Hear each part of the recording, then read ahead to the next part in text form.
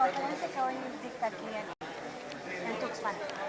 Sí, bueno, de lo que vamos a hablar es bueno, el tema del cambio global y el tema de qué manera los seres humanos pues ya venimos a formar parte de un proceso de transformación planetaria. ¿Sí?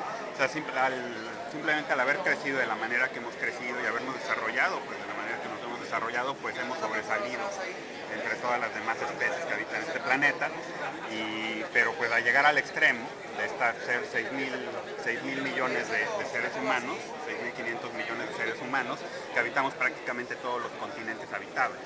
Hay todas las zonas donde por su clima y por su orografía es posible que haya asentamientos humanos, y pues hemos ya entrado en un proceso de agentes de cambio planetario. El planeta, pues año con año vemos estos extremos climáticos en los cuales tenemos pérdidas materiales y humanas, y pues esto pues realmente es una señal, realmente son buenas noticias, de alguna manera se debe ver como una oportunidad, porque es el foco rojo que nos viene a decir podemos modificar nuestro comportamiento, podemos modificar el modelo de desarrollo que tenemos, ¿sí?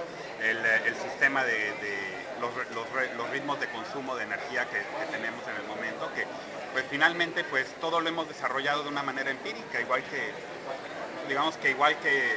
hacían varios millones de años, pues hemos venido pues haciendo un sistema de prueba y error en el cual vamos viendo qué técnicas nos van siendo útiles, cuáles no, pero de alguna manera desde la revolución industrial adoptamos prácticas que nos han llevado pues a efectos pues no deseables. ¿Cuáles son esas buenas noticias, Timo? Las buenas noticias es que si nosotros vemos el problema del cambio climático como una oportunidad, es realmente una alerta que nos invita a cambiar, nos invita a transformarnos, y esas son las buenas noticias, ¿sí? Entonces lo vemos en lugar de como un problema, lo vemos como una oportunidad. En el caso específico de México, México es un país pues bendecido por muchos factores. Bueno, aquí ahorita en la zona de Tuxpan pues viene todo un desarrollo petrolero muy importante, un desarrollo urbano, etc. Pero también estamos rodeados de energía, estamos rodeados de recursos marinos, recursos de cubierta vegetal, de viento, de mareas, de corrientes marinas, en fin, esas están aún sin aprovechar, ¿sí? Entonces la idea es que lo importante es de que por medio del liderazgo, que ese es el mensaje, ¿verdad? Porque actualmente no hay una norma que nos dicta que vamos a reducir nuestras emisiones, no hay una norma que nos dicte vamos a reducir nuestro consumo de energía, ¿sí?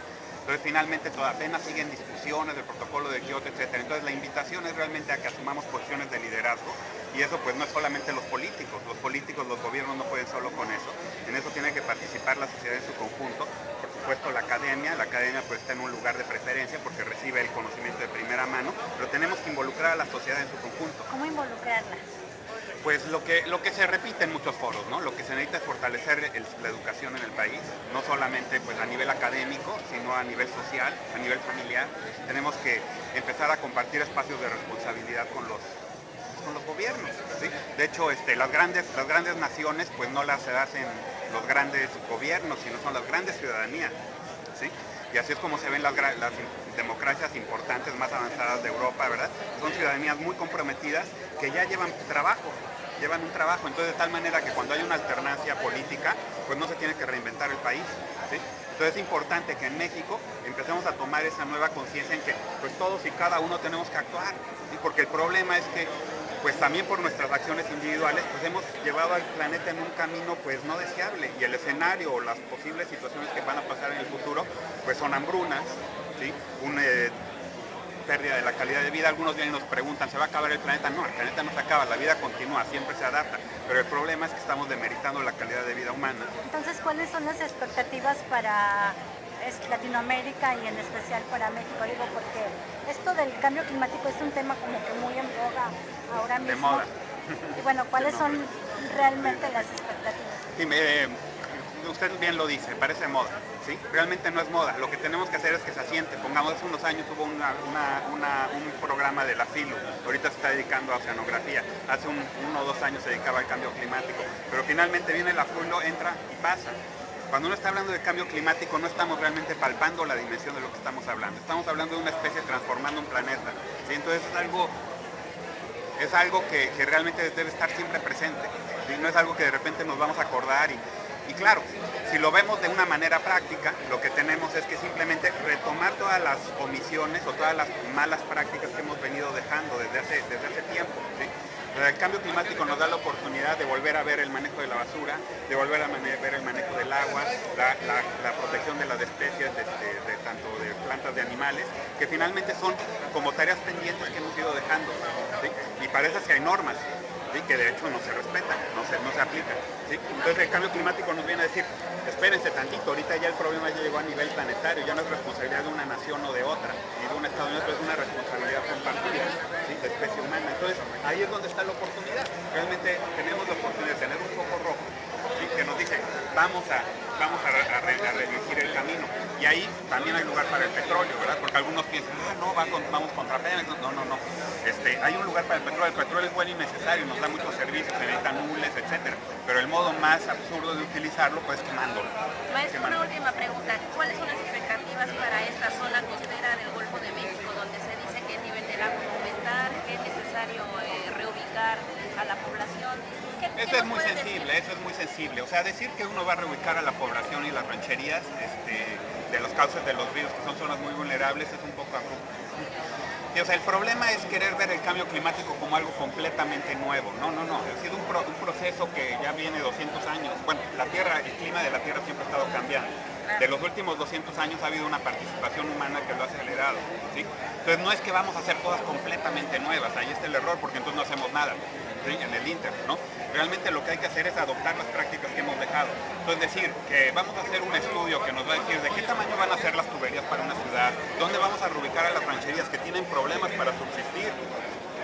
O sea, uno no puede llegar a una ranchería y decirle, o a los medios de comunicación, eso es muy sensible. De hecho hicimos un taller un programa de capacitación para comunicadores, el equipo del clima, en que básicamente pues ayudarlos a que den información pues precisa, porque ahora todo es cambio climático, llueve es cambio climático, hay granizo es cambio climático, entonces perdemos la perspectiva. Entonces lo importante es ver que uno no puede llegar a la gente a decirle tienes que reubicar tu ranchería que con trabajo está sostenida, ¿quién va a pagar eso? ¿Sí? Entonces realmente a lo que se viene es a ver casos como lo que acaba de pasar en el Estado de México, que se reventó una tubería. ¿Sí? Un tren de lluvia muy importante, ¿sí? O lo que pasó en Nueva Orleans cuando Katrina, ¿sí? Lo que sucedió es que se rompieron los diques, que sabían que se tenían que reforzar.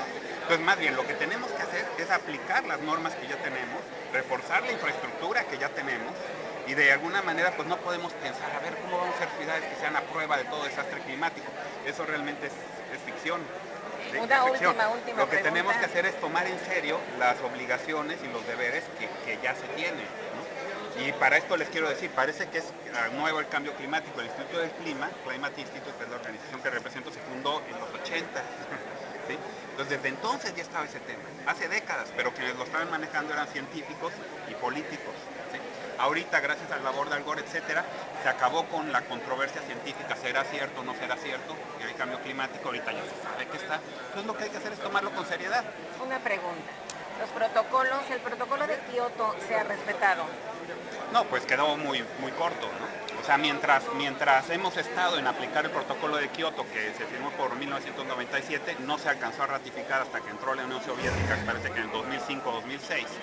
Y finalmente pues vence ahora en el 2012, o sea, le quedan 2 años que realmente no se llegó, que era lo que pedía el protocolo de Kioto, que bajáramos los niveles de emisiones a 5% de 1990, y obviamente no se puede, porque lo que hay atrás del cambio climático son las fuerzas poblacionales, ¿sí? Que de eso no se habla, o sea, es la población.